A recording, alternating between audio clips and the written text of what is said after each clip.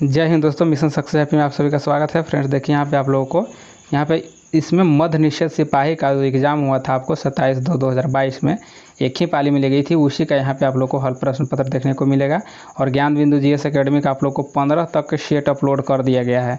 तो यह वीडियो आप लोग नहीं देखें 15 तक तो जा करके देख लीजिए, प्लेलिस्ट में सभी वीडियो मिल जाएंगे आपको। और इस वीडियो में आप लोग को 16 नंबर सेट देखने को मिलेगा।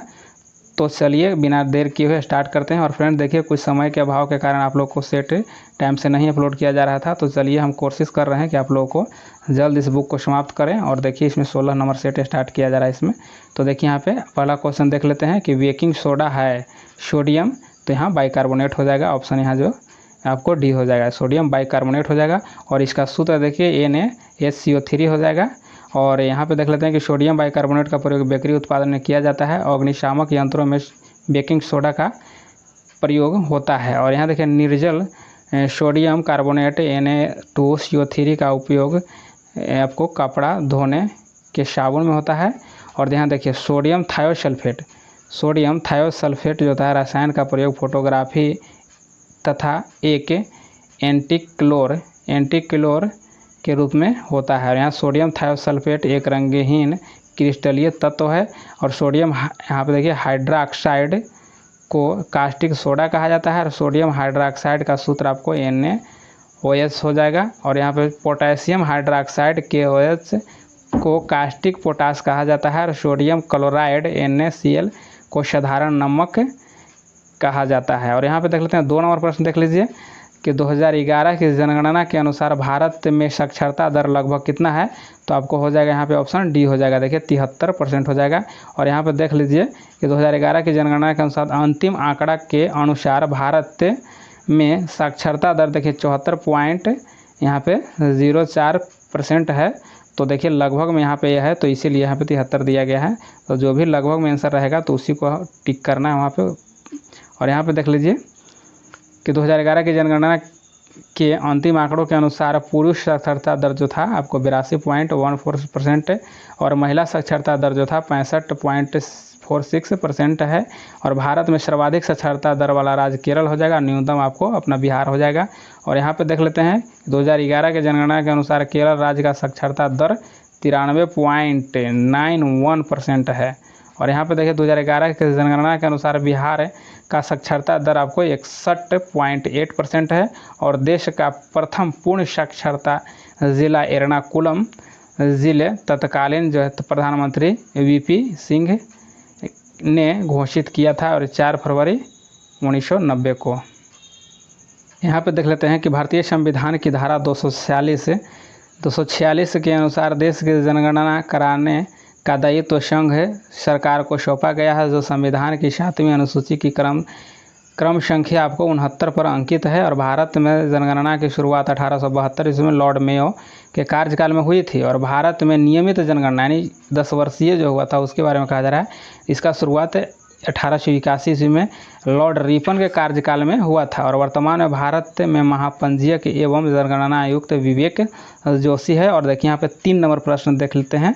और 3 नंबर में देखिए यहाँ पे कि आधुनिक लोकतंत्र के रूप में जाना जाता है। तो यहाँ पे ऑप्शन सी हो जाएगा, प्रतिनिधित्व लोकतंत्र को। और आधुनिक समय में लोकतंत्र की शुरुआत अमेरिका से हुआ है। और भारत विश्व का सबसे बड़ा लोकतांत्रिक देश है। और लोकतंत्र आज विश्व में सबसे लोकप्रिय शासन प्रणाली है। और लोकतंत्र प्रतिनिधित्व लोकतंत्र आबादी अधिक होने के कारण अपनाया जाता है। लोकतंत्र के अंतर्गत 2 प्रकार की प्रणालियां प्रमुख अपनाई जाती है। और यह संसदीय शासन प्रणाली हो जाएगा और अध्यात्मक प्रणाली हो जाएगा। संसदीय ब्रिटेन से लिया गया है और अध्यात्मक आपको अमेरिका से लिया गया है। आगे यहाँ पर देख लेते हैं कि भारत में संसदीय प्रजातंत्र को अपनाया गया है। और लोकतंत्र का उत्कृष्ट गुण यह है कि वह साधारण पुरुषों और महिलाओं की बुद्धि और चरित्र का क्रियाशील बनाता है। और यहाँ पे राजनीतिक दलों को लोकतंत्र का जीवन रक्त कहा जाता है, क्योंकि राजनीतिक दल लोकतांत्रिक प्रणाली के अंतर्गत चुनाव में भागीदारी, सरकार का निर्माण व नागरिकों में राजनीतिक सहभागिता का प्रशिक्षण एवं अवसर प्रदान करते हैं। यहाँ पे देख लेते हैं कि भारत में दल विहीन प्रजातंत्र का समर्थन महात्मा गांधी और जयप्रकाश नारायण ने किया था। और 4 नंबर प्रश्न देख लीजिए यहाँ पे 4 नंबर में है कि अमेरिका की खोज किसने किया था। तो अमेरिका की खोज कोलंबस के द्वारा किया गया था। और भारत का खोज किसने किया था। तो यहाँ पे देखिए वास्को डी गामा के द्वारा किया गया था। और कब किया गया था। तो यह किया गया था आपको 1498 ईस्वी में किया गया था। और कहाँ पहुँचा था ये वास्को डी गामा। तो कालीकट देखिए केरल के समीप पहुँचा था। और वहाँ के राजा आपको जमोरिन था। कौन था। जमोरिन ने इसको भव्य स्वागत किया था। तो चलिए आगे देख लेते हैं। ये कि 1492 एडी में स्पेन के क्रिस्टोफर कोलंबस ने अमेरिका की खोज की। कोलंबस ने भारत को खोजने के क्रम में रास्ता भटक जाने के कारण बहामा द्वीप को खोज लिया। और यहाँ के निवासियों को रेड इंडियन कहकर संबोधित किया। और बहामा द्वीप का नाम नई दुनिया रख दिया। पुर्तगालियों के यात्री बार्थोलोमेव डियाज ने 1487 एडी में दक्षिण अफ्रीका के समीप उत्माशा अंतरीप यहाँ पे देखिए the cap of good hope की खोज की थी। और 1498 एडी में पुर्तगाल का यात्री वास्को डी गामा उत्माशा अंतरीप होते हुए भारत के कालीकट तट पर पहुंचा। यानी गुड होप यहाँ पे the cap of good hope होते हुए यह आया था वास्को डी गामा भारत में। और यहाँ पे देखते हैं वास्को डी गामा केरल के कालीकट नामक बंदरगाह पर पहुंचा। तब वहाँ के शासक शामूरी ने इसका स्वागत किया। वास्को डी गामा का पथ प्रदर्शक अब्दुल मजीद था। और वास्को डी गामा भारत से जब वापस गया तब पुर्तगाल में 60 गुना लाभ पर भारतीय सामान को बेचा था। अबुल फजल ने अकबरनामा पुस्तक में अमेरिका की खोज का जिक्र किया है। और एबेल तस्मान और कैप्टन कुक को न्यूजीलैंड और ऑस्ट्रेलिया की खोज का श्रेय दिया जाता है। और यूरोपीय यात्री मार्को पोलो ने एशिया के अनेक देशों की यात्रा की थी। 5 नंबर देख लेते हैं प्रश्न। यहाँ पे देखिए निम्नलिखित में से कौन सा त्रिभुजों की सर्वांग क्षमता का एक प्रतिबंध नहीं है। तो यहाँ पे हो जाएगा आपको ऑप्शन सी हो जाएगा भुजा कोण हो जाएगा। यहाँ पे आप लोग को सही हो जाएगा सी। और यहाँ पे देख लीजिए कि भुजा और यहाँ कोण भुजा कोण। और यहाँ देखिए भुजा कोण भुजा, यह जो है आपको सर्वांग क्षमता यहाँ पे दिया गया है। इस तरह से होता है। आगे यहाँ पे देख लेते हैं 6 नंबर। यहाँ पे देखिए यहाँ पे है कि 1950 के पहले हिंद चीन में कौन से देश शामिल होते थे। तो कौन सा देश होता था। तो यहाँ पे देखिए ऑप्शन ए हो जाएगा वियतनाम, कंबोडिया और लाओस हो जाएगा। ऑप्शन ए आपको राइट हो जाएगा। आगे यहाँ पे इसके बारे में देख लेते हैं। तो यहाँ पे देखते हैं कि 1887 ईस्वी में फ्रांस ने इंडो चीन क्षेत्र पर कब्जा कर लिया। और फ्रांसीसी के उपनिवेशों पर यहाँ पे देखिए आधिकारिक नाम हिंद चीन संघ था। और 1893 ईस्वी में लाओस और 1898 में क्वांग साउ वान को फ्रांस ने इस संघ में जोड़ दिया। और वियतनाम में देखिए यहाँ पे वियत मिन्ह नामक साम्यवादी सेना हो ची मिन्ह के नेतृत्व में जापान और फ्रांसीसी से संघर्ष किया। और नवंबर 1953 में लाओस और कंबोडिया स्वतंत्र हुआ। और 1954 में जेनेवा सम्मेलन के बाद फ्रांसीसियों द्वारा वियतनाम को स्वतंत्रता देना पड़ा। 7 नंबर देखिए कि fill in the blanks with the correct options. तो neither the boys nor the teachers, यहाँ पे खाली स्थान है प्रेजेंट। तो यहाँ हो जाएगा आपको ईज हो जाएगा। आपको ऑप्शन ए सही हो जाएगा। यहाँ पे ईज हो जाएगा। आगे यहाँ पे देख लेते हैं 8 नंबर प्रश्न। देखिए 8 नंबर यहाँ पे कि चुंबकत्व पर आधारित चुंबकीय तकनीक है। तो इसमें कौन हो जाएगा आपको यहाँ पे बी हो जाएगा, एमआरआई हो जाएगा। देखिए इसको मैं यहाँ पे देखिए 9 नंबर देखिए प्रश्न कि राजनीतिक दल आवश्यक है। राजनीतिक दल क्यों आवश्यक है। तो यहाँ पे देखिए लोकतंत्र में आवश्यक है। और इसके बारे में थोड़ा सा देख लीजिए कि लोकतंत्र में प्रतिनिधित्व का चुनाव राजनीतिक दलों में से होता है। और इसीलिए राजनीतिक दल का लोकतंत्र में होना अनिवार्य है। लोकतंत्र में सत्ता दल और विपक्षी दल का होना अनिवार्य है। वर्तमान देश में देखिए अब 6 राष्ट्रीय दल हैं। हालांकि देखिए पे हाल ही में 3 दल दलों का राष्ट्रीय पार्टी का दर्जा समाप्त हो गया है किसको, तो देखिए यहाँ पे समाजवादी कांग्रेस एनसीपी, तृणमूल कांग्रेस टीएमसी और भारतीय कम्युनिस्ट पार्टी सीपीआई। यहाँ पे देख लीजिए 3 दिया गया पार्टी। और यहाँ पे देख लीजिए आगे में कि वर्तमान में राष्ट्रीय राजनीतिक दल निम्न है, तो कौन कौन है, तो भारतीय जनता पार्टी यानी बीजेपी हो जाएगा, यहाँ पे देखिए कांग्रेस हो जाएगा, भारतीय राष्ट्रीय कांग्रेस हो जाएगा, और यहाँ पे बहुजन समाज पार्टी हो जाएगा बीएसपी, और देखिए भारतीय कम्युनिस्ट पार्टी मार्क्सवादी पार्टी या सीपीआई कहिए उसको। फर्स्ट को देख लेते हैं, निम्नलिखित में से कौन सा एक प्राकृतिक परितंत्र नहीं है, तो ऑप्शन डी हो जाएगा आपको बगीचा। यह प्राकृतिक नहीं है, आपको कृत्रिम हो जाएगा। क्या हो जाएगा, कृत्रिम हो जाएगा यह। और आगे इसके बारे में देख लेते हैं कि प्राकृतिक में जीवों के विभिन्न समुदाय एक के साथ रहते हैं और परस्पर एक दूसरे के साथ अपने भौतिक पर्यावरण के साथ एक पारिस्थितिकी इकाई के रूप में अन्योन्य क्रिया करते हैं और इसे ही परितंत्र कहा जाता है। परितंत्र 11 नंबर देख लेते हैं कि किस राज्य की क्रिकेट टीम ने 2021-22 में विजय हजारे ट्रॉफी का खिताब जीता है, तो यहाँ पे हो जाएगा आपको ऑप्शन डी हो जाएगा, हिमाचल प्रदेश हो जाएगा। और देख लेते हैं विजय हजारे ट्रॉफी 2022 और 23 में किसने जीता है, तो देखिए सौराष्ट्र ने, और विजेता महाराष्ट्र है। और आगे यहाँ पे देख लीजिए रणजी ट्रॉफी 2022-23 में विजेता आपको सौराष्ट्र हो जाएगा और उप विजेता बंगाल। और यहाँ देखिए सैयद मुश्ताक अली ट्रॉफी 2022 में विजेता आपको मुंबई और उप विजेता हिमाचल प्रदेश है। और यहाँ पे 12 नंबर देख लेते हैं कि fill in the blanks choosing the correct words from the option that flow. तो इसका देख कि if the blanks with would go, तो यहाँ क्या हो जाएगा आपको ऑप्शन डी हो जाएगा। यहाँ पे देखिए केम हो जाएगा। और आगे 13 को देख लेते हैं। यहाँ पे 13 नंबर देख लेते हैं कि choose the option that is closed in meaning to the given word. तो यहाँ प्रोजेक्ट, यहाँ पे प्रोटेस्ट हो जाएगा, तो प्रोटेस्ट का देखिए टू ऑब्जेक्ट हो जाएगा, यहाँ पे ऑप्शन डी हो जाएगा। और यहाँ पे देख लेते हैं 14 नंबर देखते हैं। 14 नंबर को देख लेते हैं कि प्रतिष्ठित लोकमान्य तिलक राष्ट्रीय पुरस्कार 2021 से किसे सम्मानित किया गया है, तो यहाँ पे देखिए कि ऑप्शन बी हो जाएगा कि साइरस एस पूनावाला हो जाएगा। और देखिए साइरस एस पूनावाला को कोविशील्ड वैक्सीन की निर्माण कर कोविड-19 के दौरान महत्वपूर्ण सेवा हेतु यह पुरस्कार दिया गया। और लोकमान्य तिलक राष्ट्रीय पुरस्कार की स्थापना देखिए यहाँ पे 1983 ईस्वी में किया गया था यह लोकमान्य तिलक राष्ट्रीय पुरस्कार की स्थापना। और यह पुरस्कार तिलक की पुण्यतिथि पर 1 अगस्त को प्रति वर्ष लोकमान्य तिलक ट्रस्ट द्वारा दिया जाता है। लोकमान्य तिलक राष्ट्रीय पुरस्कार 2023 से प्रधानमंत्री नरेंद्र मोदी को सम्मानित किया गया है। और यहाँ पे देख लेते हैं, देखिए कि मैन बुकर अंतर्राष्ट्रीय पुरस्कार 2023 के विजेता जॉर्ज गोस्पोदिनोवा प्रथम बुल्गारियाई लेखक बने हैं। और यहाँ पे देखिए बुकर पुरस्कार 2022 के विजेता श्रीलंकाई लेखक सोहान करुणातिलका यहाँ बने हैं। और आगे देख लेते हैं 15 को देखिए। 15 में देख लेते हैं कि विद्युत बल्ब का तंतु बना होता है, तो विद्युत बल्ब का तंतु जो यहाँ पे टंगस्टन का बना होता है।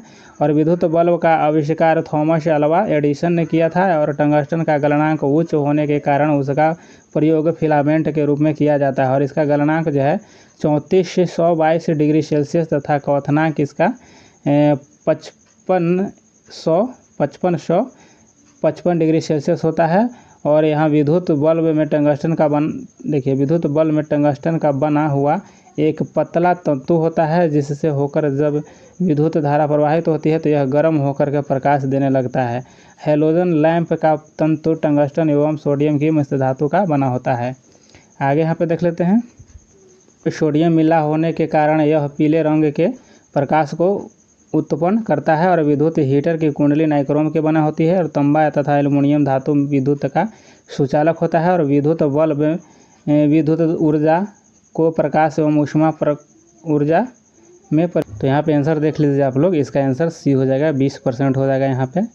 और यहाँ पे देख लीजिए जो सोल्व किया गया है इसको अच्छे से आप लोग देख लीजिए, अपनी आंखों से देखिएगा, सबसे बेटर होगा। यहाँ देखिए फर्स्ट सेकंड था और यहाँ मेथड 2 मेथड से यहाँ सोल्व किया गया है। चलिए यहाँ पे आगे देख लेते हैं। 17 नंबर देख लीजिए।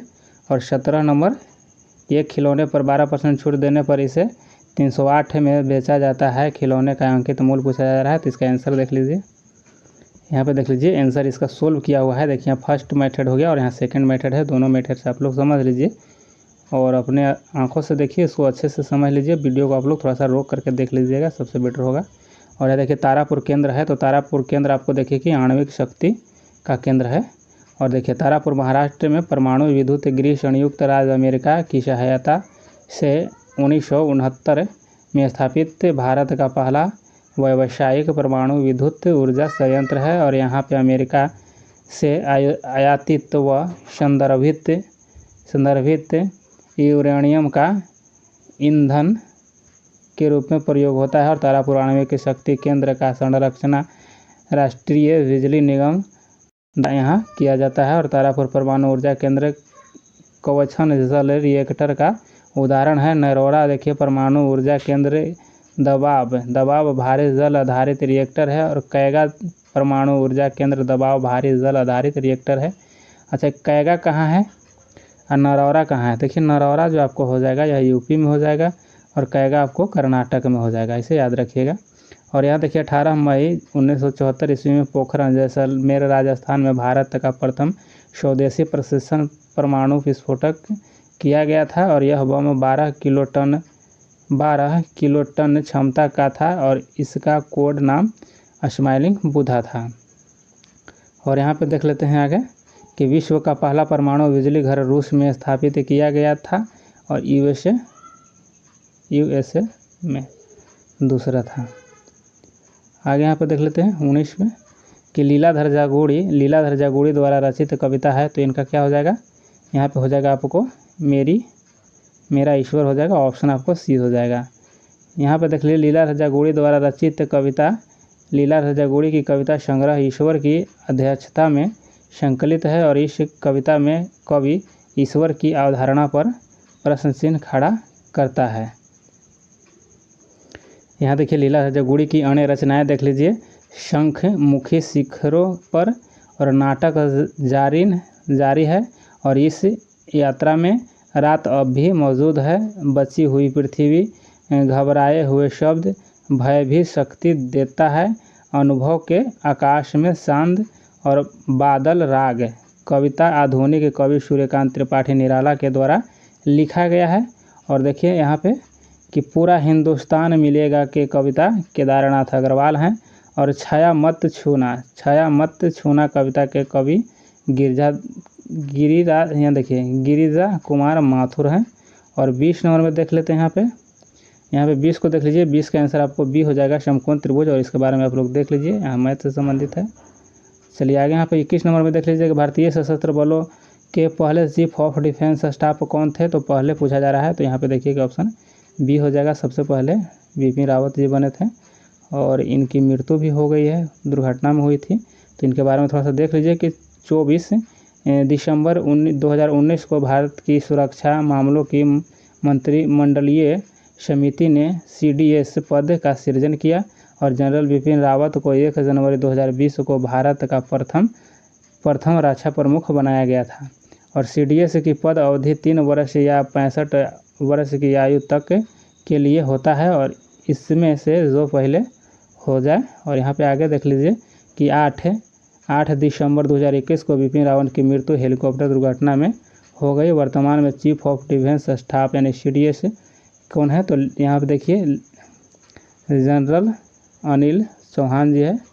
और इन्होंने बिपिन रावत की जगह ली है। और नौसेनाध्यक्ष R हरि कुमार 25वां है। और थल सेना मनोज पांडे यहाँ पे 29वां है। तो देख लेते हैं कि नियंत्रण एवं महालेखा परीक्षक यानी क्या है कि गिरीश चंद्र मुर्मू जो है ये 14वां रैंक पर है, मतलब कहने का मतलब कि 14 नंबर के हैं। और महालेखा नियंत्रण गणेश CGA जो है SS दुबे हैं और 28 नंबर के हैं। आगे यहाँ देख लीजिए फणीश्वर नाथ रेणु द्वारा रचित कहानी है। तो इसमें से कौन हो जाएगा? देखिए लाल पान की बेगम, यह जो है फणीश्वर नाथ रेणु के द्वारा रचित कहानी है। और आगे इसके बारे में देख लीजिए फणीश्वर रेणु द्वारा लिखित पुस्तकें जैसे महिला आंचल, परिकथा, जुलूस, कितने चौराहे, कलंक मुक्त, और यहाँ थे पलटू बाबू रोड, ठुमरी, एक आदिम रात्रि की महक, अग्निखोर, पंचलाइट मारो, या देखिए मारे गए, गुलफाम, तीसरी कसम, ठोस आदि, ये सब इन्हीं की रचनाएं थी। और आगे यहाँ पे देख लीजिए फणीश्वर रेणु आंचलिक उपन्यास के जनक है और हिंदी में मैला आंचल हिंदी साहित्य का प्रथम आंचलिक उपन्यास है। चलिए आगे यहाँ पर देख लीजिए। 23 नंबर पे देख लेते हैं यहाँ पे कि संयुक्त राष्ट्र संघ का मुख्यालय सचिवालय कहाँ अवस्थित है, तो कहाँ हो जाएगा, तो 23 का आंसर आपको हो जाएगा यहाँ पे देखिए न्यूयॉर्क में हो जाएगा, न्यूयॉर्क में हो जाएगा। और यहाँ पे आगे देख लीजिए कि संयुक्त राष्ट्र संघ की स्थापना 24 अक्टूबर 1945 को की गई थी और स्थापना के समय यूएसए देखिए यहाँ पे यूएनओ में 50 सदस्य थे और भारत 30 अक्टूबर 1945 ईस्वी को संयुक्त राष्ट्र संघ का सदस्य बना और यूएनए में वर्तमान में 193 सदस्य देश है और 93वां जो है 193वां वह दक्षिणी सूडान है और यूएनए के प्रमुख 6 अंग है। ये सभी बात को याद रखिएगा क्योंकि सब क्वेश्चन पूछा जाता है। 6 अंग इसका है और 6 अंग में कौन कौन है देख लीजिए यहाँ पे देखिए महासभा, सुरक्षा परिषद, आर्थिक एवं सामाजिक परिषद हो जाएगा और न्यास परिषद हो जाएगा और सचिवालय हो जाएगा और यहाँ देखिए अंतर्राष्ट्रीय न्यायालय हो जाएगा। और आगे यहाँ पे देख लीजिए कि संयुक्त राष्ट्र संघ का भवन जो है मैनहट्टन द्वीप पर स्थित है और नीदरलैंड के द हेग में स्थित अंतर्राष्ट्रीय न्यायालय के अतिरिक्त सभी अंग संयुक्त राष्ट्र के न्यूयॉर्क स्थित मुख्यालय में है और यूरोपीय संघ की स्थापना maastricht संधि यानी नीदरलैंड के तहत हुई है और इसका मुख्यालय ब्रुसेल्स यानी बेल्जियम में स्थित है। यहाँ पे देखिए 24 को देख लीजिए, यहाँ पर मैथ है तो इसका आंसर आपको सी हो जाएगा और इसको आप लोग देख लीजिए अच्छे से। 25 नंबर देख लेते हैं। 25 नंबर हीमोग्लोबिन वर्णक पाया जाता है, तो यह पाया जाता है देखिए ऑप्शन ये हो जाएगा आपको आरबीसी में हो जाएगा। और देखिए आरबीसी में हीमोग्लोबिन से नामक लाल वर्णक के कारण ही रुधिर का रंग लाल होता है और हीमोग्लोबिन ऑक्सीजन के वाहक का कार्य करती है और लाल रुधिर कणिकाओं को एरिथ्रोसाइट भी कहते हैं जो सिर्फ कशेरुकी के रुधिर में होते हैं और शरीर में ये गैसों के परिवहन का कार्य करती है। और लाल रुधिर कणिकाएं जो है शरीर देखिए यहाँ पे कोशिकाएं गोलाकार होती है और आरबीसी का जीवन काल 120 दिन होता है। रक्त का यहाँ पे सामान्य पीएच मान 7.35 या 7.4 होता है और देखिए यहाँ पे लिखा हुआ है कि 7.35 से लेकर के 7.45 तक होता है। और यहाँ पे देख लेते श्वेत रक्त कणिकाएं जिसको WBC कहते हैं संक्रमण से शरीर की रक्षा करता है। और आगे यहाँ पे देख लीजिए 26 नंबर कि choose the correct preposition from the given options fill in the blanks. तो यहाँ पे आपको आंसर हो जाएगा इसका 26 का आंसर आपको हो जाएगा यहाँ देखिए ऑप्शन ए हो जाएगा। यहाँ पे ऑप्शन ए कि is the rules applicables at all of us हो जाएगा। आगे देख लेते हैं 27 नंबर देखते हैं कि पराग कणों का एक पुष्प से दूसरे तक स्थानांतरित किस माध्यम के द्वारा होता है, तो यहाँ पे ऑप्शन डी हो जाएगा सभी के द्वारा, वायु, जल और कीट के द्वारा, यानी सभी के द्वारा यहाँ पे होता है। और आगे इसके बारे में थोड़ा सा देख लेते हैं कि परागकोश से परागण का पुष्प के वर्तिकाग्र पर पहुँचना परागण कहलाता है। यदि पराग कण का स्थानांतरण वायु द्वारा हो तो परागण की इस प्रक्रिया को एनेमोफिली कहा जाता है और जल द्वारा परागण की प्रक्रिया को हाइड्रोफिली कहा जाता है और कीट द्वारा परागण की प्रक्रिया को एंटोमोफिली कहते हैं। चमगादड़ द्वारा परागण की क्रिया को क्या कहते हैं, चिरप्टेरोफिली कहते हैं। और परागण के कारण देख लीजिए यहाँ जैविक कारण और अजैविक कारण, अजैविक और जैविक कारण हो जाएगा यहाँ पे। तो यहाँ देखिए अजैविक, यहाँ जैविक हो गया, तो देखिए वायु, जल ये सब हो जाएगा आपको अजैविक में और जंतु हो जाएगा जैविक में हो जाएगा। चलिए आगे यहाँ पे देख लेते हैं 28 नंबर देखिए कि एक विद्युत जनित्र बदलता है, तो विद्युत जो जनित्र है वो बदलता है, तो देखिए आंतरिक ऊर्जा को विद्युत ऊर्जा में बदलता है। यहाँ पे आगे और इसके बारे में देख लेते हैं कि विद्युत जनित्र माइकल फैराडे के विद्युत चुंबकीय प्रेरण के सिद्धांत पर कार्य करती है और जिस क्रिया में किसी चालक को परिवर्तित चुंबकीय क्षेत्र में रहने पर 28 को देख लेते हैं कि एक विद्युत जनित्र बदलता है, तो यह देखिए आंतरिक ऊर्जा को विद्युत ऊर्जा में बदलता है।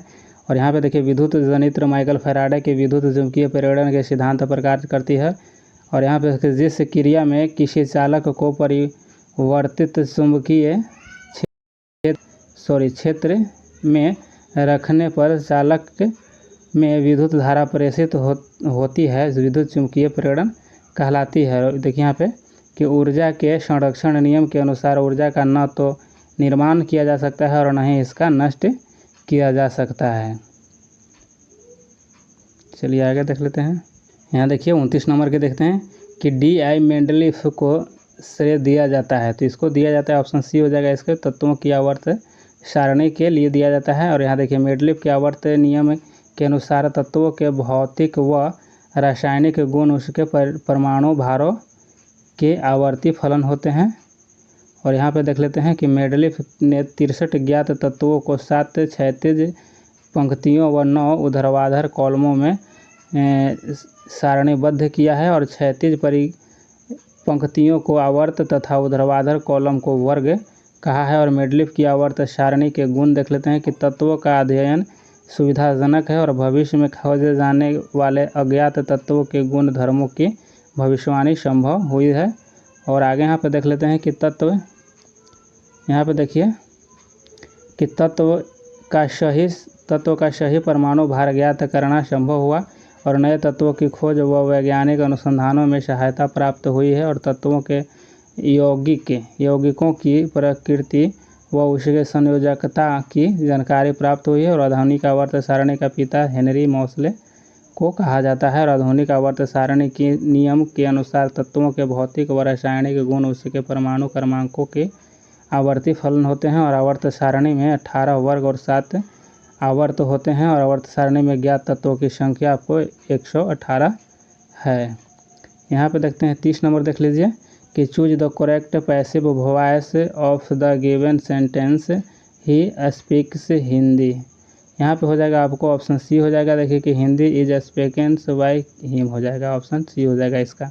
आगे यहाँ पे देख लेते हैं 31 नंबर देखिए कि वर्तमान बिहार विधानसभा में अध्यक्ष कौन है। तो अभी वर्तमान में पूछा जा रहा है। तो देखिए जब ये क्वेश्चन बना था उस समय अवधेश नारायण सिंह थे। और यहाँ पे आगे इसके बारे में देख लेते हैं कि बिहार विधान परिषद में वर्तमान अध्यक्ष सभापति देवेंद्र चंद्र ठाकुर तथा उप सभापति रामचंद्र पूर्वे हैं अभी वर्तमान में। और यहाँ पे देख लेते हैं कि यहाँ पे देखिए गवर्नमेंट ऑफ इंडिया एक्ट 1912 द्वारा बिहार विधान परिषद का गठन किया गया और इसके पहली बैठक 20 जनवरी 1913 ईस्वी को पटना कॉलेज के सभागार में किया गया था। 32 को देख लेते हैं कि आनुवांशिकी का जनक किसे कहा जाता है। तो यहाँ पे देखिए जे मेंडल को कहा जाता है, जे मेंडल को। और यहाँ देख लेते हैं मेंडल की आनुवांशिकी की सिद्धांत लैंगिक जनन पर आधारित था। मेंडल ने मटर के पौधे पर प्रयोग किया था और आनुवांशिकी लक्षणों के एक पीढ़ी से दूसरे पीढ़ी में जाने की प्रक्रिया को आनुवांशिकी कहते हैं। और आनुवांशिकी की अध्ययन को जेनेटिक्स कहा जाता है, जेनेटिक्स कहलाता है। और देखिए बीरबल साहनी को भारत जीवाश्म विज्ञान का जनक कहा जाता है और आनुवांशिकता शब्द विलियम्स वाटसन ने दिया, जबकि जीन शब्द यहाँ पे विल्हेम्स जोहानसन ने दिया। और यहाँ पे फिनोटाइप जीवधारी के जो लक्षण प्रत्यक्ष रूप से दिखाई पड़ते हैं उसे फिनोटाइप्स कहते हैं। और जीनोटाइप्स जीवधारी के अनुवांशिक संगठन को उसी का जीनोटाइप्स कहते हैं जो इस जीन का बना होता है। यहाँ पे देख लेते हैं कि जीव जातियों में गुणसूत्र है। तो मच्छर में देखिए कि गुणसूत्रों की संख्या 6 होता है, मेढक में 26, चूहा में 40, मटर में 14, कबूतर में 80 होते हैं। और मनुष्य में देखिए 46 गुणसूत्र होते हैं, कुत्ता में यहाँ पे देखिए 78 हो जाता है, घोड़ा में 64 होता है। चलिए आगे यहाँ पे देख लेते हैं कि प्रथम विश्व युद्ध कब शुरू हुआ था। तो प्रथम विश्व युद्ध कब शुरू हुआ था। तो देखिए यहाँ पे ऑप्शन बी यानी 1914 में हुआ था। तो देखिए 28 जून 1914 को ऑस्ट्रिया के राजकुमार फर्डिनेंड से और उसकी पत्नी सोफिया की हत्या सिराजोवा में कर दी गई थी। और यह सिराजोवा हत्याकांड प्रथम विश्व युद्ध का तत्कालीन कारण बना था। और यहाँ पे आगे देख लेते हैं कि 28 जुलाई 1914 ईस्वी को प्रथम विश्व युद्ध की शुरुआत हुई और 11 नवंबर 1918 ईस्वी को प्रथम विश्व युद्ध का अंत हुआ। और पेरिस में प्रथम विश्व युद्ध के बाद पेरिस शांति सम्मेलन का आयोजन किया गया। और इस शांति सम्मेलन में वुड्रो विल्सन, लॉयड जॉर्ज और यहाँ पे जॉर्ज क्लेमेंसो की मुख्य भूमिका रही है। और वुड्रो विल्सन की 14 सूत्रीय आदर्श को शांति सम्मेलन के बहुत महत्व नहीं दिया गया और प्रथम विश्व युद्ध में एक तरफा संधि की द्वितीय विश्व युद्ध मूल कारण बना। और आगे यहाँ पे देख लीजिए, इस समुद्र का कुछ भी नहीं होता, मानो अपनी अबुझ भाषा में कहता रहता है, काले पद प्रतीक है। तो यहाँ पे क्या हो जाएगा, समुद्र के बारे में कहा गया है, तो यहाँ ऑप्शन देखिए समाज का कहा गया है। चलिए आगे देख लेते हैं कि समाज का कुछ भी नहीं हो सकता, कहने का मतलब यहाँ हो गया समुद्र को समाज से तुलना किया गया है। और देखिए यहाँ पे कि समुद्र का कुछ भी नहीं हो सकता, मानो अपनी अबुझ भाषा में कहता रहता है। पंक्ति में रेखांकित शब्द समुद्र समाज का प्रतीक है, अन्य विकल्प असंगत है। चलिए आगे यहाँ पे देख लेते हैं 35 नंबर देखिए, खाद्य सुरक्षा का तात्पर्य है। तो खाद्य सुरक्षा का तात्पर्य देखिए सभी हो जाएगा, जैसे खाद्य उपलब्धता हो जाएगा, खाद्य की सामर्थ्य हो जाएगा और खाद्य की पहुंच हो जाएगा। और यहाँ पर देखते हैं इसके बारे में कि खाद्य की उपलब्धता का अर्थ है कि खाद्य पदार्थ सर्वत्र आबद्ध रूप से मिले, और अनाज के लिए क्रय शक्ति का होना भी साथ खाद्य सुरक्षा के अंतर्गत आता है। और अनाज की सुरक्षा के अंतर्गत अनाज का गुणवत्ता युक्त अर्थात पौष्टिक युक्त होना भी शामिल है। आगे यहाँ पे देख लीजिए 36 को देखिए कि निम्नलिखित में से कौन जुलाई 2021 को अंतरिक्ष में यात्रा करने वाले तृतीय भारतीय मूल की महिला बनी है। तो आपको सी हो जाएगा, देखिए यहाँ पे शिरीषा बांदला हो जाएगा, शिरीषा बांदला। देखिए भारतीय मूल की तीन महिला अंतरिक्ष में गई है जो नासा के माध्यम से जाने वालों में शामिल है। कल्पना चावला, देखिए कल्पना चावला जो था आपको, इनका जन्म करनाल हरियाणा में हुआ। और यहाँ देखिए 17 मार्च 1962 ईस्वी को यह अंतरिक्ष में गई थी। और यहाँ पर देखिए सुनीता विलियम्स जन्म यूक्लिड ओहियो में हुआ और 19 सितंबर 1965 ईस्वी को यह गई थी। और यहाँ पे देख लेते हैं कि यहाँ पे श्रीशला बांदला जन्म गुंटूर आंध्र प्रदेश में हुआ और अंतरिक्ष में जाने वाली भारतीय मूल की तीसरी महिला। इसमें से कल्पना चावला और श्रीशला बांदला का जन्म भारत में ही हुआ था, जबकि सुनीता विलियम्स का जन्म अमेरिका में हुआ था। और आगे यहाँ पर देखते हैं कि राष्ट्रीय मानवाधिकार आयोग की स्थापना हुई थी। तो यह कब हुई थी और किस वर्ष में हुई थी यह कहा जा रहा है। तो यहाँ पर देखिए कि 37 का आंसर आपको डी हो जाएगा, यानी कि 1993 में हो जाएगा। और यहाँ पर देखते हैं कि राष्ट्रीय मानवाधिकार संरक्षण अधिनियम जो था 1993 में लाया गया और राष्ट्रीय मानवाधिकार आयोग की स्थापना 12 अक्टूबर 1993 ईस्वी किया गया। राष्ट्रीय मानवाधिकार संरक्षण एक्ट 2019 में लाया गया था। 30 नंबर देखते हैं कि choose the correct answer to the question from the options that flow. यहाँ देखिए कि in the story the eyes are not here where did the girls get down. यानी कि यहाँ पे क्या होगा, सहारनपुर हो जाएगा, ऑप्शन आपको बी हो जाएगा। यहाँ पे देखते हैं कि भारत का प्रथम परमाणु संयंत्र कहाँ स्थापित किया गया था। तो देखिए आपको तारापुर महाराष्ट्र में हो जाएगा। चलिए आगे यहाँ पे देख लेते हैं 40 को देखिए कि बैलाडीला श्रेणी किस ज़िले में स्थित है। तो बैलाडीला कहाँ हो जाएगा आपको, 40 का ये हो जाएगा बस्तर। देख लीजिए बैलाडीला रेंज में प्रचुर मात्रा में लौह अयस्क पाया जाता है और इस पर्वत का आकार बैल के कुब्बड़ की तरह दिखती है, अतः इसे बैलाडीला नाम दिया गया, जिसका अर्थ होता है बैलों की कुब्बड़ होता है। यहाँ पर देखते हैं देश में लौह अयस्क और उत्पादक प्रमुख क्षेत्र जैसे छत्तीसगढ़ हो गया, डाली राजहारा पहाड़ी हो जाएगा और बैलाडीला दुर्ग व दंतेवाड़ा जिला हो जाएगा। कर्नाटक में देखिए बाबा बुदन कुद्रेमुख हो जाएगा, बंगारंग हो जाएगा, आनादुर्ग हो जाएगा। उड़ीसा में देखिए कुरुम ही शानी हो जाएगा, पोमबाद हो जाएगा, बादाम पहाड़ हो जाएगा। और झारखंड में पेसीरावरू वाड़ाबुज नोवा मंडी हो जाएगा, सिंहभूम हो जाएगा। आंध्र प्रदेश में अगोल कुंडलकम छाबली हो जाएगा और पश्चिम बंगाल में दमुदा श्रेणी।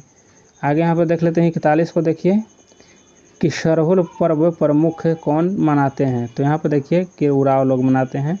सरहुल त्यौहार प्रकृति के परिवर्तन और उल्लास के स्वागत के रूप में मनाया जाता है और सरहुल त्यौहार को मुंडा जनजाति वा और उरांव आदिवासी देखिए यहाँ पे जनजाति में खादी करते हैं। खद्दी करते हैं। यहाँ देखिए कि खड़िया समुदाय के लोग सरहुल त्यौहार को जकारे सोहराई के नाम से भी जानते हैं। आगे यहाँ पे देख लीजिए त्यौहार और संबंधित राय देख लीजिए यहाँ पे। तो यहाँ पे लिखा हुआ है, यहाँ पे देखिए कि मेदराम जातरा महोत्सव है तेलंगाना में, तो चेरी ब्लॉसम महोत्सव मेघालय में, मारू महोत्सव आपको राजस्थान में, और लोसांग सिक्किम में, और तोरंगिया आपको अरुणाचल प्रदेश में, लोसार लद्दाख में, अबुबाज मेला असम में होता है, चाप चारकुट मिजोरम में होता है। और आगे यहाँ देख लेते हैं 42 नंबर देखिए क्वेश्चन, और 42 नंबर में है कि अमन फसल संबंधित है। तो यह हो जाएगा आपको धान से हो जाएगा, ऑप्शन आपको डी हो जाएगा। देखिए औसतन अमन और बोरो चावल की विभिन्न प्रकार की फसलें हैं। असम, पश्चिम बंगाल और उड़ीसा राज्य में एक वर्ष में धान की 3 फसलें उगाई जाती है। और यहाँ पे देखिए औश को गर्मी में पूर्णतः मानसून वर्षा के साथ बोया जाता है। 43 को देख लेते हैं कि स्वयं सहायता समूह में ऋण संबंधी अधिकांश निर्णय लिए जाते हैं। तो आपको ऑप्शन हो जाएगा, देखिए यहाँ बी हो जाएगा, सदस्यों के द्वारा लिया जाता है।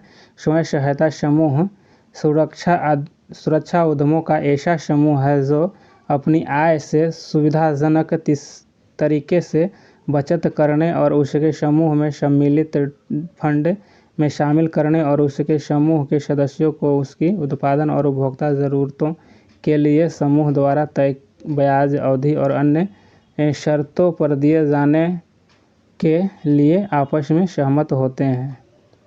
आगे देख लेते हैं यहाँ पे देखिए कि SHG वित्तीय संस्थान समाज के जिन वर्गों तक नहीं पहुँच पाती है, समाज के उन वर्गों को बचत की आदत और ऋण की सुविधा के उपयोग को प्रोत्साहित करना है। और SHG महिला सशक्तिकरण और वित्तीय समावेश के क्षेत्र में एक क्रांतिकारी कदम माना जाता है। और 44 नंबर देख लेते हैं कि किस कल्पना में सही विलोम सुनिए। तो यहाँ पे हो जाएगा ऑप्शन आपको डी हो जाएगा, गौरव और लांधव हो जाएगा। और आगे यहाँ पे देख लीजिए, यहाँ पे है 45 नंबर की पृथ्वी की कुल सतह लगभग जो पानी से ढका हुआ है यह हो जाएगा आपको 75% हो जाएगा। और वास्तव में पृथ्वी के लगभग 71% भूभाग पर जल है, और उत्तरी गोलार्ध का 61% और दक्षिणी गोलार्ध का 81% भाग महासागरों से घिरा हुआ है। पृथ्वी पर उपस्थित जल की कुल मात्रा का 97.5% जल महासागरों में है जो खारा है। यहाँ पे देख लेते हैं 46 नंबर की एक कहानी यह भी रचना है। तो किसकी रचना है? तो यह देखिए मनु भंडारी जी का हो जाएगा, ऑप्शन सी आपको हो जाएगा कि एक कहानी यह भी का प्रकाशन 2007 में किया गया। और मनु भंडारी की रचनाएं देख लीजिए, एक प्लेट सैलाब, मैं हार गई, यही सच है, 3 निगाहों की एक तस्वीर, आपका बेटी, एक इंजन, मुस्कान, महाभोज, वीणा, दीवारों का घर आदि। यह सभी जितना है जो मनु भंडारी की रचनाएं हैं। और आगे यहाँ पे देख लीजिए, यहाँ पे है कि महाश्वेता देवी की रचनाएं हैं कुछ, तो इसको भी देख लीजिए। नाती हो जाएगा, अमृत संचय हो जाता है, ईंट के ऊपर ईंट, और स्त्री पर्व हो जाएगा, आदिवासी कथा आदि, ये सभी जो है महाश्वेता देवी की रचना है। और यहाँ मृदुला गर्ग की रचना देख लेते हैं, तो टुकड़ा टुकड़ा आदमी, ये सब मृदुला गर्ग का हो गया। और देखिए मैत्रेय पुष्पा की रचना देख लीजिए कि स्मृति दंश, और चाक झूला नट, अलमा कबूतरी, यह सब रचना। जैसे यहाँ पे चिन्हार हो जाएगा, गुड़िया, भीतर गुड़िया, यह सभी जो रचना है जो मैत्रेय पुष्पा जी का है। और आगे 47 नंबर देख लेते हैं। यहाँ पे देखिए कि यहाँ पे मैथ दिया गया और इसका आंसर आपको सी हो जाएगा, और इसको आप लोग अच्छे से समझ लीजिए। चलिए आगे यहाँ देख लेते हैं। यहाँ पे देखिए 48 का आंसर आपको बी हो जाएगा, 15 मीटर हो जाएगा। और इसका भी आप लोग यहाँ पे देख लीजिए कि किस तरह से सोल्व किया हुआ है। और यहाँ पे देख लेते हैं 49 का कि कौन भौतिक पूंजी का उदाहरण नहीं है। तो इसमें देखिए ऑप्शन डी हो जाएगा, शिक्षा व प्रशिक्षण हो जाएगा। यहाँ पे अर्थशास्त्र में भौतिक पूंजी उत्पादन के 3 कारकों में से एक है, और इनमें कच्चे माल से वस्तुओं और सेवाओं के निर्माण में उपयोग की जाने वाली अस्थायी मानव निर्मित गैर वित्तीय संपत्तियां शामिल है। आगे यहाँ पे देख लेते हैं। देखिए कि कार्यात्मक पूंजी के अंतर्गत उत्पादन के लिए कच्चा माल, विज्ञापन, यहाँ पे देखिए विपणन, श्रम लागत आदि शामिल होता है। और शुद्ध कार्यशील पूंजी प्रभावी पूंजी प्रबंधन के लिए उपयोग की जाने वाली पूंजी है और देनदारियों का भुगतान करने के बाद मौजूद परिसंपत्तियों का अधिशेष हो जाएगा और यह निश्चित कार्यशील पूंजी परिसंपत्ति का निश्चित मूल्य है। और यहाँ पे देखते हैं 50 को देख लीजिए कि असंतापित जंतु जिनका हृदय द्विकक्षीय होता है, तो यह आपको शार्क हो जाएगा। और यहाँ पे देखिए ऐसे जीव जो आसपास के तापमान के अनुसार अपने शरीर के तापमान को नियंत्रित करने में सक्षम नहीं है, असंतापित जंतु कहा जाता है। असंतापित जीव के शरीर का तापमान स्थिर नहीं होता है और सरीसृप असंतापी होते हैं तथा अंडे देने वाले होते हैं। और सरीसृप में 3 प्रकोष्ठ होता है, परंतु मगरमच्छ में 4 प्रकोष्ठ होता है। उभयचर भी असंतापी होते हैं और इनमें 3 प्रकोष्ठ बना होता है। पक्षी तथा स्तनधारी नियततापी होता है, यह एवं 4 प्रकोष्ठों का बना होता है। 51 को देख लीजिए यहाँ पे कि क्रिया बल एवं प्रतिक्रिया बल हमेशा लगते हैं, तो यह हमेशा कहाँ लगेगा, तो देख लेते हैं इसका आंसर। देख लीजिए यहाँ पे कि क्रिया, ऑप्शन डी था कि क्रिया बल एवं प्रतिक्रिया बल हमेशा अलग अलग वस्तुओं पर और विपरीत दिशा में लगते हैं। न्यूटन के तृतीय गति नियम के अनुसार प्रत्येक क्रिया के सदैव समान व विपरीत क्रिया में प्रतिक्रिया होती है। और रॉकेट का ऊपर उठना, गोली चलाने पर पीछे की ओर झटका लगना तृतीय गति नियम का उदाहरण है। प्रकाश की गति के समतुल्य गति करने वाले कणों के संदर्भ में न्यूटन का गति विस्मयक नियम प्रभावी नहीं होता है। और न्यूटन के प्रथम नियम को गैलीलियो का नियम या जड़त्व का नियम भी कहा जाता है। और प्रथम, यहाँ पे देख लेते हैं कि प्रथम नियम से बल की परिभाषा मिलती है और जड़त्व का उदाहरण कंबल को हाथ से पकड़कर जंटे से पीटने पर धूल के कण यहाँ पे झड़कर गिर जाते हैं। और दूसरे नियम के बल का व्यंजन F बराबर m में प्राप्त होता है। 52 को देख लीजिए कि निम्न में से किस क्षेत्र में मौसमी बेरोजगारी की समस्या होती है, तो देखिए कृषि में होता है, मौसमी बेरोजगारी होती है। और यहाँ पे देख लीजिए कि कृषि क्षेत्र में अदृश्य और छिपी हुई बेरोजगारी पाई जाती है और ऐसे बेरोजगारी को मांग के चक्र के कारण उत्पन्न होती है और उसे यहाँ देखिए चक्रीय बेरोजगारी कहा जाता है। देखिए बेरोजगारी किस तरह का होता है, जिसकी संरचना दिया गया है। बेरोजगारी हो गया यहाँ पर शहरी बेरोजगारी हो गया, यहाँ ग्रामीण बेरोजगारी हो गया। और देखिए शहरी में देखिए कि औद्योगिक और बेरोजगारी और शिक्षित बेरोजगारी हो गया। और ग्रामीण में प्रच्छन्न बेरोजगारी हो गया और मौसमी बेरोजगारी हो गया। यहाँ पे थोड़ा सा आप लोग प्रच्छन्न और मौसमी को समझ लीजिए तो सबसे बेटर रहेगा। सभी को देख लेते हैं। चलिए यहाँ पे देख लीजिए कि औद्योगिक बेरोजगारी, इनमें वे लोग शामिल हैं जो लोग तकनीकी एवं गैर तकनीकी रूप से कार्य करने की क्षमता तो रखते हैं परंतु बेरोजगार हैं। और शिक्षित में देखिए कि पढ़े लिखे लोग के द्वारा रोजगार न प्राप्त कर पाना शिक्षित बेरोजगारी हालात यानी कहलाता है। शिक्षित बेरोजगारी ये हो गया, पढ़े लोग हैं पर नौकरी नहीं कर रहे हैं, कोई रोजगार नहीं है, तब यह शिक्षित बेरोजगारी। देखिए प्रच्छन्न बेरोजगारी पूछा जाता है, तो प्रच्छन्न बेरोजगारी जो है ना, जिसमें किसी कार्य को करने के लिए जितने श्रमिकों की आवश्यकता होती है, यानी जितने व्यक्तियों की आवश्यकता होती है उससे अधिक श्रमिक काम पर लगे हुए रहते हैं। माने करने का है एक व्यक्ति का काम और वहाँ पर कर रहा है आदमी 2 व्यक्ति का काम। मतलब एक व्यक्ति कर रहा है और वह एक ही व्यक्ति का काम है, लेकिन यहाँ 2 व्यक्ति उस काम में लगा हुआ है। मतलब का काम ये भी कर रहा है उसमें और उसको लग रहा है कि हम भी कामें कर रहे हैं, जबकि मुख्य रूप से एक ही व्यक्ति का काम है। यही प्रच्छन्न बेरोजगारी हो जाएगा।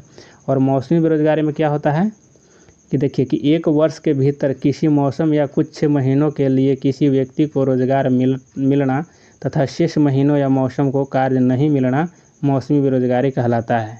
मतलब कहने का मतलब 6 महीना काम मिल रहा है और 6 महीना बैठा हुआ रह रहा है, तो यही मौसमी बेरोजगारी हो गया। किसी मौसम में काम मिल रहा है फिर उसके बाद बैठ जा रहा है, तो वह मौसमी बेरोजगारी में आ गया।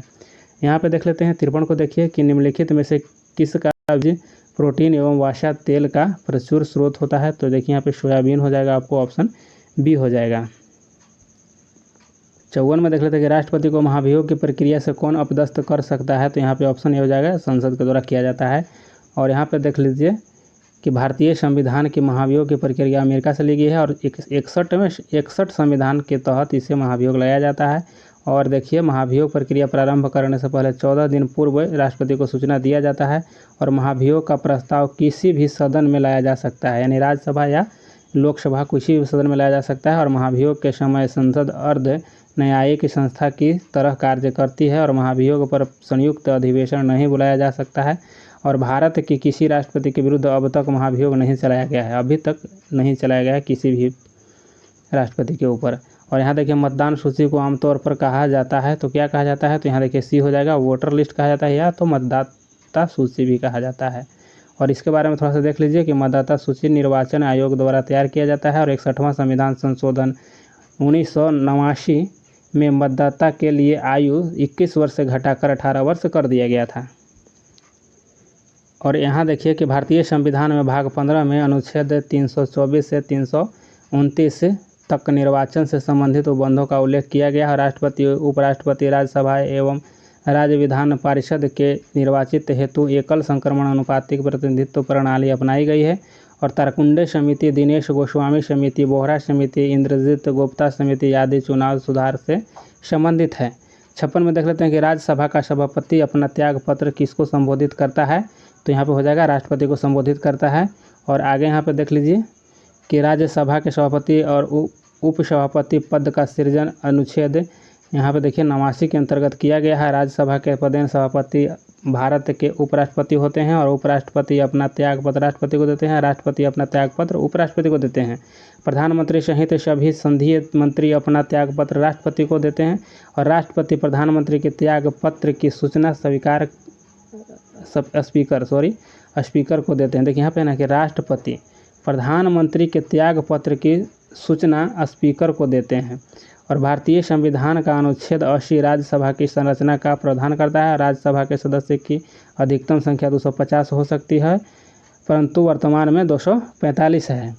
और आगे यहाँ पर देख लीजिए कि राज्यसभा एक अस्थायी सदन है, अर्थात राज्यसभा का विघटन नहीं हो सकता है। यह अनुच्छेद 83 के 1 में कहा गया है। और राज्यसभा के सदस्य का कार्यकाल निश्चित होता है और इस सदन का प्रत्येक सदस्य 6 वर्ष के लिए चुना जाता है और प्रत्येक 2 वर्ष बाद 1/3 सेवानिवृत्त हो जाते हैं।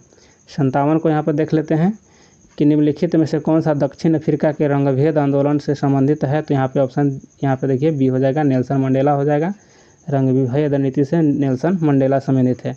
देखिए यहाँ पे देखते हैं नेल्सन मंडेला 27 वर्षों तक रंगभेद नीति के विरुद्ध करते हुए जेल में बिताए थे और नेल्सन मंडेला को अफ्रीका का गांधी कहा जाता है। नेल्सन मंडेला दक्षिण अफ्रीका के प्रथम अश्वेत राष्ट्रपति हो गए, अश्वेत राष्ट्रपति थे। और दक्षिण अफ्रीका में रंगभेद नीति के समाप्त करने में सबसे महत्वपूर्ण भूमिका नेल्सन मंडेला का था और इन्हें 1990 में भारत रत्न से सम्मानित किया गया था और इन्हें 1993 में नोबेल शांति पुरस्कार से सम्मानित किया गया।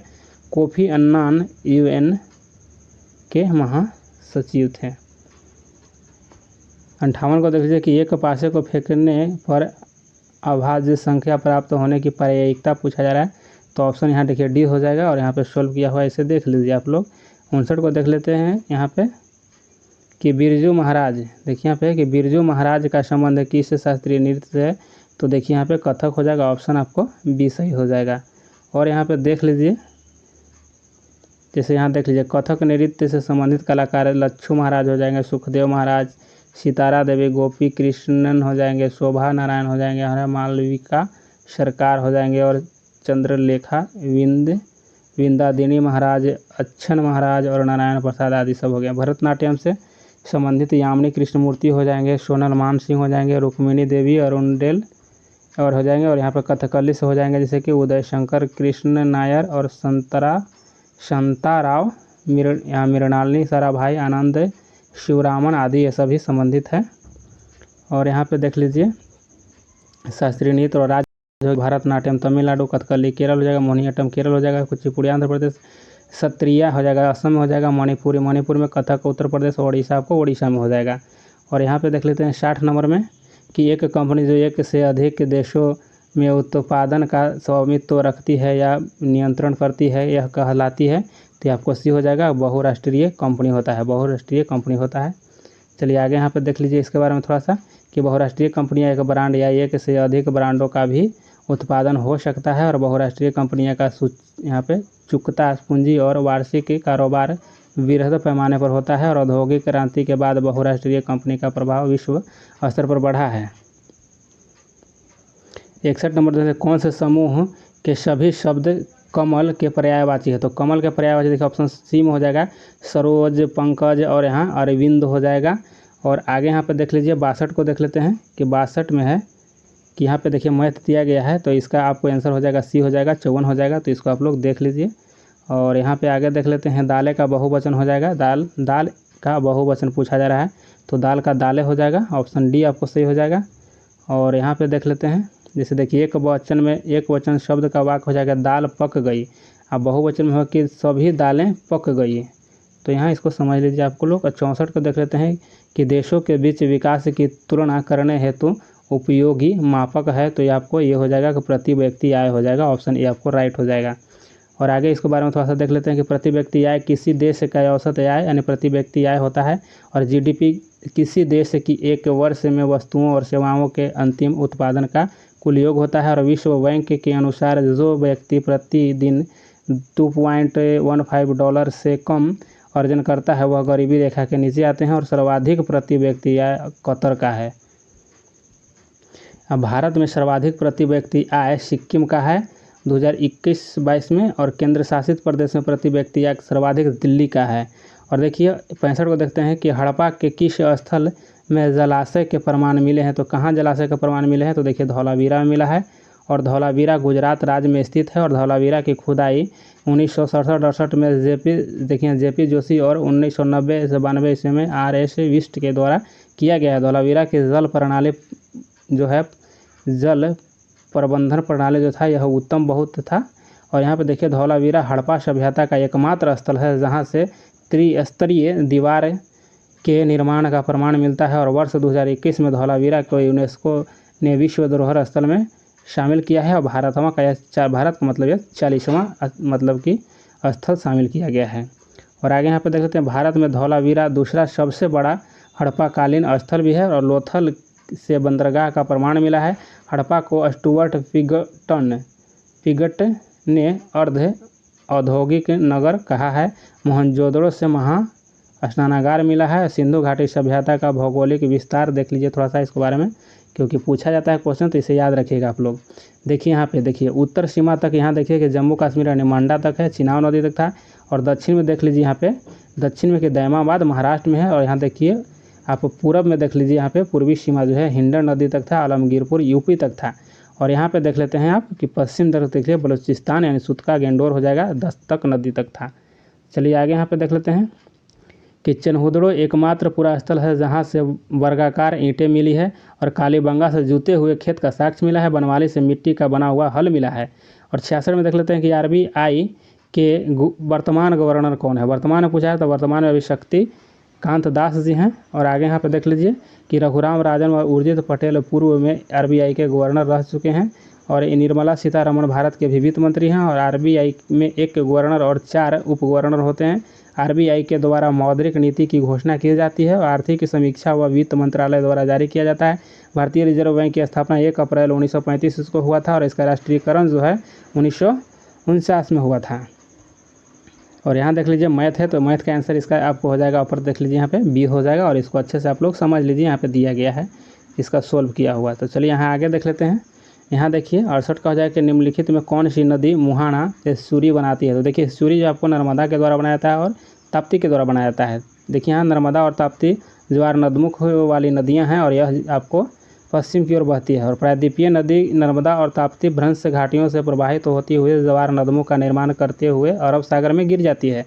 और ज्वार नदमुख यह सागर तट पर स्थित एक आधा बंद खारे जल का समूह होता है। और जिसमें एक या एक से अधिक नदियां बहकर विलय होती है, जो दूसरे अंत में खुले सागर से जुड़ा होता है। नदियां का जलमग्न मुहाना जहां स्थल से आने वाले जल और सागरीय खारे जल का मिलन होता है, उस जलमग्न होने के कारण एस्चुरी मत्स्य पालन, यहाँ देखिए मत्स्य पालन, पतन तथा औद्योगिक पर यहाँ पे क्रियाओं के विकास में उत्तम स्थल होते हैं। चलिए आगे यहाँ पे देख लेते हैं। यहाँ देखिए कृष्णा की सहायक नदियाँ देख लीजिए, तुंगभद्रा, भीमा, कोयना, पंचगंगा और यहाँ घाट प्रभा और मालप्रभा और दूधगंगा, मूसी जो है कृष्णा का सहायक नदियाँ हो जाएगा। और गोदावरी की सहायक नदियाँ देख लीजिए, इंद्रावती, प्राणहिता, वरदा, मंजरा और फेनगंगा, शबरी और वेनगंगा, ये सभी जो है आपको गोदावरी का सहायक नदियाँ हो जाएगा। 69 को देख लेते हैं कि भारत में संप्रभु कौन है, तो कौन हो जाएगा, तो यहाँ पे ऑप्शन सी हो जाएगा, भारत के लोग यानी भारत की जनता जो है संप्रभु है। यहाँ पे देख लीजिए संप्रभु का अर्थ होता है नभ, जल और स्थल पर अपने क्षेत्राधिकार में एकाधिकार हो, बिना किसी प्रकार की देखिए बाहरी या आंतरिक दबाव से कोई निर्णय लेने में सक्षम हो। 70 को देख लेते हैं, बिहार दिवस मनाया जाता है, तो बिहार दिवस आपको 22 मार्च को मनाया जाता है। और देख लीजिए बिहार के बारे में आप लोग थोड़ा सा विशेष करके यहाँ पे, तो दिवस 2023 की थीम युवा शक्ति बिहार की प्रगति है। ये अगर पूछ देगा तो आप लोग ज़रूर बना दीजिएगा, युवा शक्ति बिहार की प्रगति हो जाएगा, थीम है जो 2023 का था। और 22 मार्च 1912 को बंगाल से बिहार को अलग प्रांत बनाने की अधिसूचना जारी की गई थी और बंगाल से बिहार को अलग प्रांत बनाने की घोषणा 12 दिसंबर 1911 को सम्राट जॉर्ज पंचम ने दिल्ली दरबार में की थी। और 22 मार्च 1912 को बंगाल से बिहार को अलग करने की औपचारिक रूप से अधिसूचना जारी किया गया और बिहार से उड़ीसा को 1936 ईस्वी में अलग प्रांत बना दिया गया और 2000 ईस्वी में बिहार से झारखंड को अलग बना दिया गया। और बंगाल से बिहार को अलग प्रांत बनाने में डॉक्टर सच्चिदानंद सिन्हा का योगदान महत्वपूर्ण था और 22 अप्रैल को पृथ्वी दिवस के रूप में मनाया जाता है। और 71 को देख लीजिए, निम्न में से उपार्जित लक्षण है, तो ये आपको सी हो जाएगा कि यानी शरीर का वजन यह उपार्जित लक्षण हो जाएगा। तो चलिए आप लोग यहाँ पे देख लीजिए।